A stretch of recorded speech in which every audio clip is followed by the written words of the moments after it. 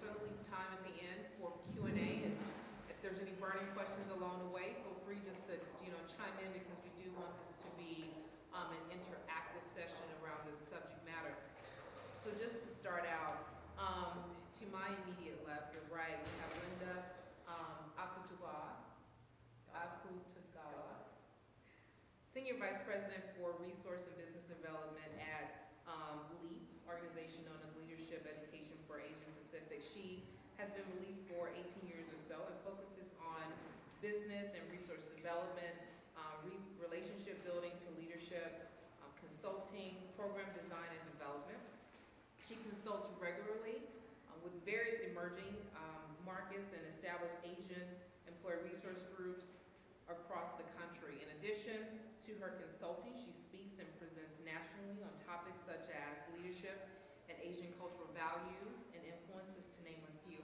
Linda resides here in California. Welcome, Linda.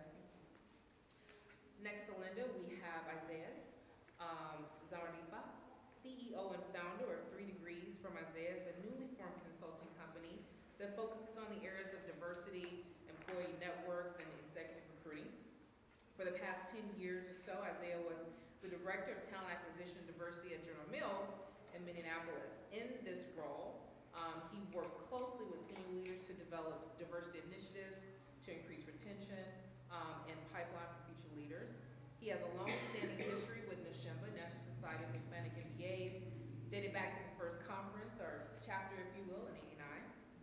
He has held the chair of the Corporate Board of Advisors for 3 years. Isaias is also on the Latino Film Festival Board of Directors in his free time, I would like to say, and he resides in Minnesota. Welcome, Isaias.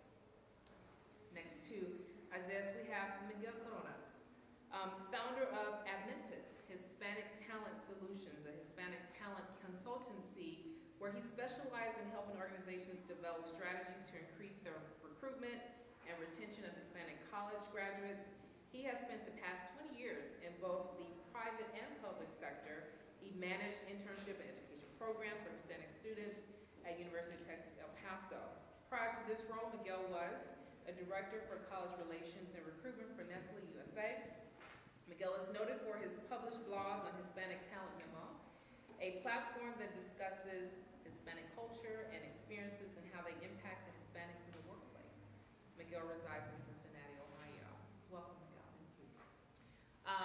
We were going to be joined by another one of our colleagues who was so intimately engaged in being a part of the Entrepreneur Spirit conversation. So we lost him here, but you've had a chance to hear from Luis throughout the day, but he certainly would have been a subject matter on this panel as well. But we have the 4 of us that will engage in this conversation and dialogue with you.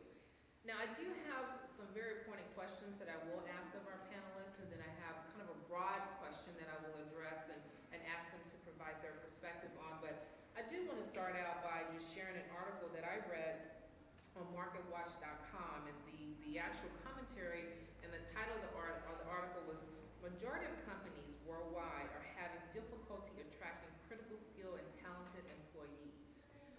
In particular, as a survey results from this article was deemed from Tower Watson's, which is an HR management consulting company, reports that nearly 2/3 or 65% of companies globally and more than 1/2, 52% of U.S. companies reported problems attracting critical skill employees.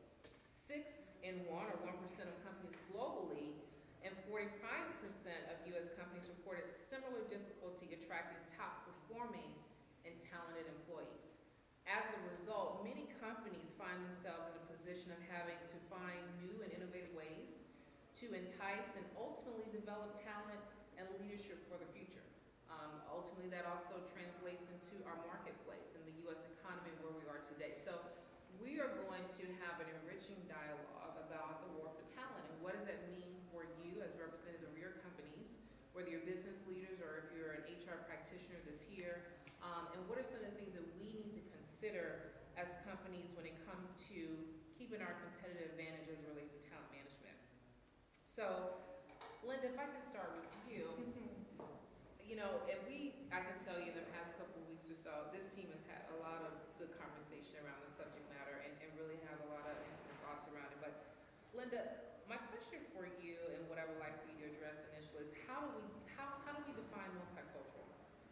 how do we define generational? Is there overlap? And how do companies integrate the two into their talent management strategy? Okay.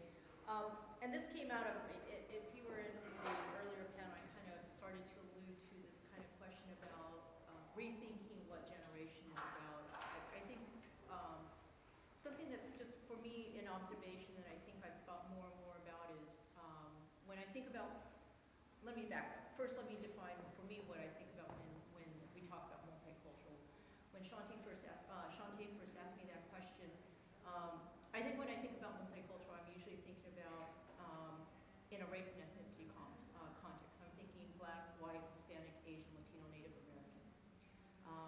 And then I've also gotten into the habit of using diverse and multicultural employees, because then that's also encompassing women as well as LGBT, those with physical disabilities, and other kinds of diversity groups by sector or by industry that may be kind of falling in under that. But in this case, I'm talking, when I say multicultural, it's usually around race and ethnicity.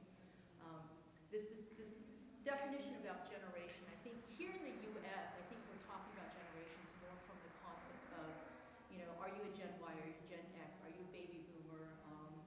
And then I've heard someone say something about the veterans generation or the silent generation, you know, those from the World War II kind of era. But, you know, I wanted to throw out a different kind of thinking around generation. And I'm not sure, I'd actually be interested in a conversation amongst all of you here, is in your communities, in the Latino community and in the African American community, is there conversations around what generations means? Because when I talk about, or when Asians talk about generation, we're talking about what generation immigrant kind of are you? So are you a first generation, are you second generation, are you third generation? We're talking about how far from the time that your parents, you, or your family came, are you removed from that first initial arrival into the U.S.? And so it got me thinking about, you know, what does this mean when that kind of, I'll say, immigrant generation intersects with the age generation, the age generation being a Y and X, a boomer. Because if someone is a Gen Y, but a first generation, when I say first generation, I'm talking about an immigrant to the U.S. If someone is a Gen Y immigrant, are they going to be similar in terms of mindset and thinking as someone who is a Gen Y American-born fill in the blank?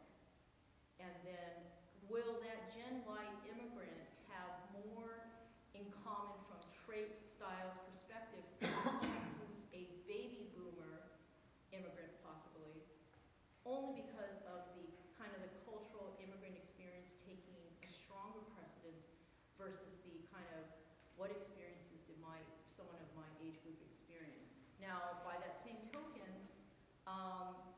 would it be that, you know, that same Gen Y immigrant, maybe they would be seen as having similar values to a baby boomer, American-born, you know, person, because of maybe the kind of the ways they see work. You know, the attitudes around work may be more similar, not because of age, but because of just, you know, the values there. So I wanted, you know, that was just